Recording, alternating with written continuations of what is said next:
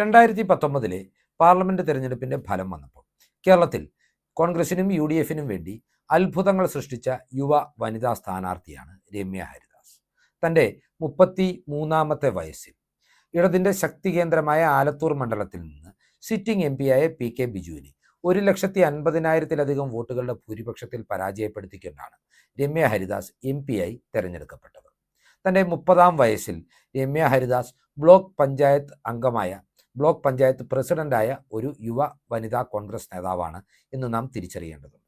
ഏറെ പരിമിതികൾ നിറഞ്ഞ കുടുംബ സാഹചര്യത്തിൽ നിന്നും കുടുംബ പശ്ചാത്തലത്തിൽ നിന്നും ഇന്ത്യൻ നാഷണൽ കോൺഗ്രസ് എന്ന രാഷ്ട്രീയ പ്രസ്ഥാനത്തോട് ചേർന്ന് നിന്നുകൊണ്ട് യൂത്ത് കോൺഗ്രസിലൂടെ വളർന്നു വന്ന യുവ വനിതാ നേതാവായിരുന്നു രമ്യ ഹരിദാസ്.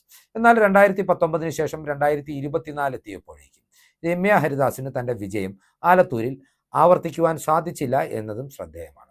അവരുടെ കുഴപ്പം കൊണ്ടല്ല, നേരെ മറിച്ച് അവരുടെ ചുറ്റുപാടും നിന്ന് കാര്യങ്ങൾ നിയന്ത്രിച്ച ചില ആളുകളുടെ കുഴപ്പങ്ങൾ കൊണ്ട് പാർട്ടി പ്രവർത്തകരിൽ നിന്ന് പോലും രമ്യ ഹരിദാസിനെതിരെ ആലത്തൂർ മണ്ഡലത്തിൽ വലിയ പ്രതിഷേധം ഉയർന്നു വരുന്ന സാഹചര്യമുണ്ടായി. എന്നിരുന്നാൽ പോലും ആലത്തൂർ മണ്ഡലത്തിൽ രമ്യ ഹരിദാസിനെ പരാജയപ്പെടുത്തുവാൻ CPM അന്ന് രംഗത്തിറക്കിയത് മന്ത്രിയായിരുന്ന K രാധാകൃഷ്ണനെയാണ്.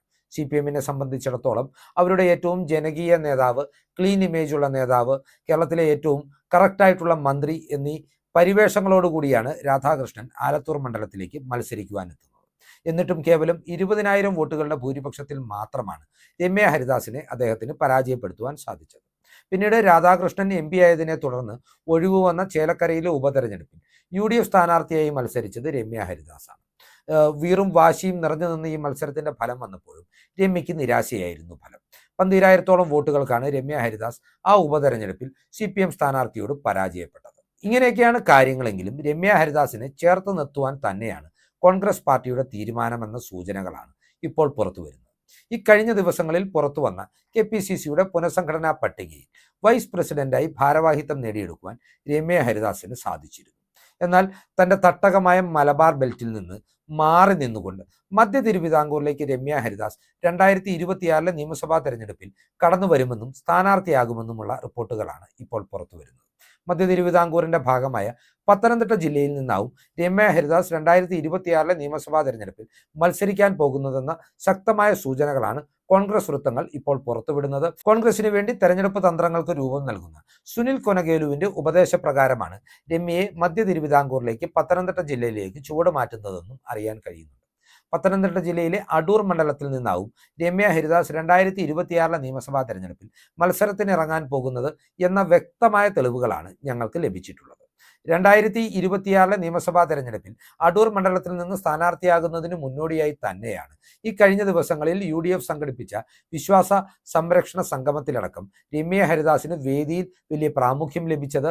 വിശ്വാസ സംരക്ഷണ സംഗമത്തിന്റെ ഭാഗമായി നടന്ന മേഖലാ പദയാത്രകളിലും രമ്യ ഹരിദാസ് സജീവ സാന്നിധ്യമായിരുന്നു. രമ്യ ഹരിദാസ് പന്തളത്തെത്തിയപ്പോൾ അവർക്ക് ചുറ്റും നൂറുകണക്കിന് പ്രവർത്തകരും സ്ത്രീകളും കുട്ടികളുമാണ് സെൽഫി എടുക്കുവാനും അവരെ പരിചയപ്പെടാനുമായി ഒപ്പം കൂടിയത്. ഇക്കാര്യങ്ങളൊക്കെ കണക്കിലെടുക്കുമ്പോൾ അടൂർ മണ്ഡലത്തിൽ നിന്ന് രമ്യ ഹരിദാസ് സ്ഥാനാർത്ഥിയായാൽ ഏറെക്കാലമായി നഷ്ടപ്പെട്ടുകൊണ്ടിരിക്കുന്ന ഈ മണ്ഡലം തിരികെ പിടിക്കാമെന്നാണ് UDF-ന്റെയും കോൺഗ്രസിന്റെയും കണക്കുകൂട്ടൽ. അടൂരിനെ സംബന്ധിച്ച് പറയുമ്പോൾ 1991 മുതൽ 2011 വരെ തുടർച്ചയായ 20 വർഷക്കാലം കോൺഗ്രസിന്റെ മുതിർന്ന നേതാവായ തിരുവഞ്ചൂർ രാധാകൃഷ്ണൻ പ്രതിനിധീകരിച്ച മണ്ഡലമാണ്. ഇടതുപക്ഷത്തിന് ശക്തമായ വേരോട്ടമുണ്ടായിട്ടും തിരുവഞ്ചൂരിന്റെ ജനകീയതയുടെ ആനുകൂല്യത്തിലാണ് 2 പതിറ്റാണ്ട് കാലം ഈ മണ്ഡലത്തിൽ വിജയിക്കുവാൻ കോൺഗ്രസിന് സാധിച്ചത്. എന്നാൽ 2009 നടന്ന മണ്ഡല പുനർനിർണയത്തോടുകൂടി അടൂർ ഒരു സംവരണ മണ്ഡലമായി മാറിയതോടെയാണ് തിരുവഞ്ചൂർ തന്റെ സ്വന്തം നാടായ കോട്ടയത്തേക്ക് വീണ്ടും മത്സരത്തിനായി എത്തുന്നത്.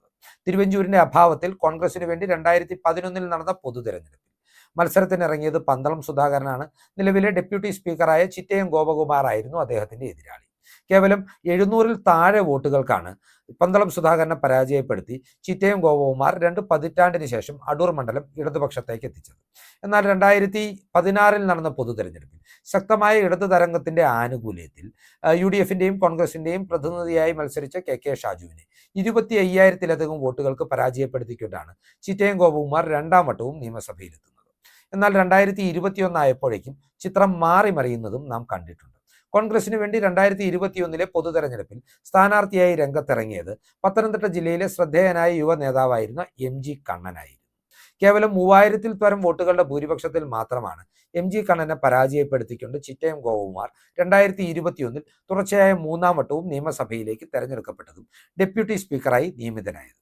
2026-ൽ MG കണ്ണനിലൂടെ മണ്ഡലം തിരികെ പിടിക്കാമെന്ന ആത്മവിശ്വാസത്തിൽ കോൺഗ്രസ് മുന്നേറുമ്പോഴാണ് അപ്രതീക്ഷിതമായി കണ്ണൻ എന്ന യുവ സ്ഥാനാർത്ഥിയുടെ മരണം സംഭവിക്കുന്നത്.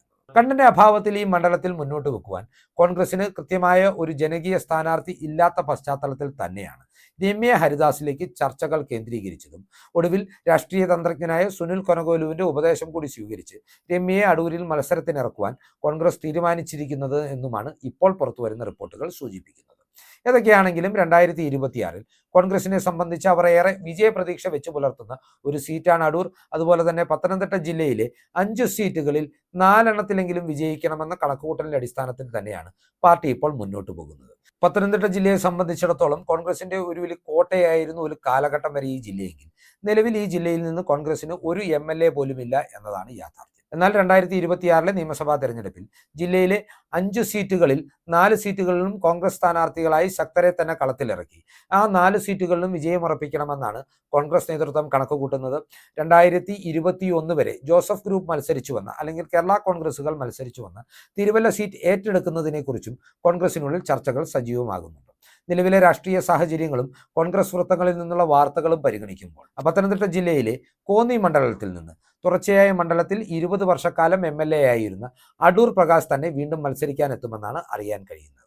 ആറ്റിങ്ങൽ MP ആയ അടൂർ പ്രകാശിനെ കോന്നിയിലേക്ക് തിരികെ എത്തിക്കുവാൻ കോൺഗ്രസ് ഹൈക്കമാൻഡ് സമ്മതം മൂളിയിട്ടുണ്ടെന്നും അറിയാൻ കഴിയുന്നുണ്ട്. അതുപോലെ തന്നെ ആരോഗ്യമന്ത്രിയായ വീണ ജോർജിന്റെ മണ്ഡലത്തിൽ ആറന്മുള സീറ്റിൽ നിന്ന് കോൺഗ്രസ് കളത്തിലിറക്കാൻ പോകുന്നത് യൂത്ത് കോൺഗ്രസ് ജില്ലാ അധ്യക്ഷനായ വിജയ് ഇന്ദുചൂഡനെയാണെന്നും അറിയാൻ കഴിയുന്നുണ്ട്.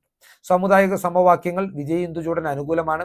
ഏറ്റവും ഒടുവിലായി ശബരിമലയിലെ സ്വർണ്ണക്കൊള്ളയുമായി ബന്ധപ്പെട്ട് പ്രക്ഷോഭം സംഘടിപ്പിച്ച് ജയിൽവാസം അനുഷ്ഠിക്കേണ്ടി വന്ന വിജയ് ഇന്ദുചൂഡന് പാർട്ടി അണികൾക്കിടയിലും പൊതുജനങ്ങൾക്കിടയിലും വലിയ സ്വീകാര്യതയും താരപരിവേഷവും ലഭിക്കുന്നുണ്ട്.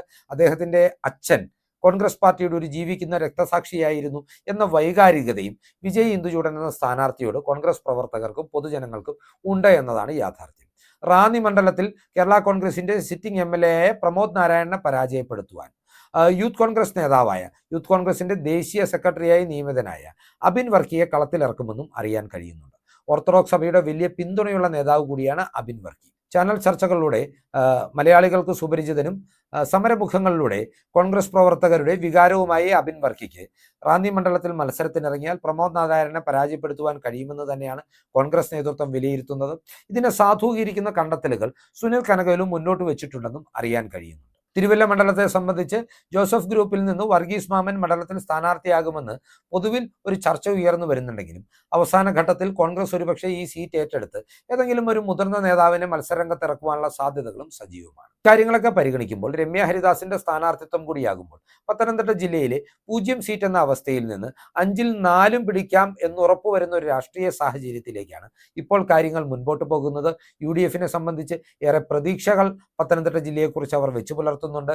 അതിനാൽ തന്നെ രമ്യ ഹരിദാസും അടൂർ പ്രകാശും അബിൻ വർക്കിയും വിജയ് ഇന്ദുചൂഡനും അടങ്ങുന്ന കോൺഗ്രസ് സ്ഥാനാർത്ഥികൾക്ക് ഈ മണ്ഡലത്തിൽ നിന്ന് വിജയിച്ചു കയറുവാനുള്ള എല്ലാ സാഹചര്യങ്ങളും ഉണ്ട് എന്ന് അവർ വിശ്വസിക്കുന്നു. അതിനൊത്ത രീതിയിലുള്ള പ്രചരണം സംഘടിപ്പിക്കുവാൻ അവർ മുൻകൂട്ടി തയ്യാറെടുപ്പുകൾ നടത്തുന്നു. തദ്ദേശ തെരഞ്ഞെടുപ്പിൽ വലിയ വിജയപ്രതീക്ഷ വെച്ചു പുലർത്തുന്നു. ഈ തന്ത്രങ്ങളും ഈ മോഹങ്ങളുമെല്ലാം സാക്ഷാത്കരിക്കപ്പെടുമോ എന്നറിയുവാൻ നിയമസഭാ തെരഞ്ഞെടുപ്പിന്റെ ഫലം വരുന്നതുവരെ നാം കാത്തിരിക്കണം. അതുവരെ ഈ ചിന്തകൾ പ്രേക്ഷകർക്കായി പങ്കുവെച്ചുകൊണ്ട് ഈ വീഡിയോ ഇവിടെ അവസാനിപ്പിക്കുകയാണ്. കൂടുതൽ രാഷ്ട്രീയ വാർത്തകൾക്കും വിശകലനങ്ങൾക്കുമായി ഞങ്ങളുടെ ചാനൽ സബ്സ്ക്രൈബ് ചെയ്യുക. നന്ദി.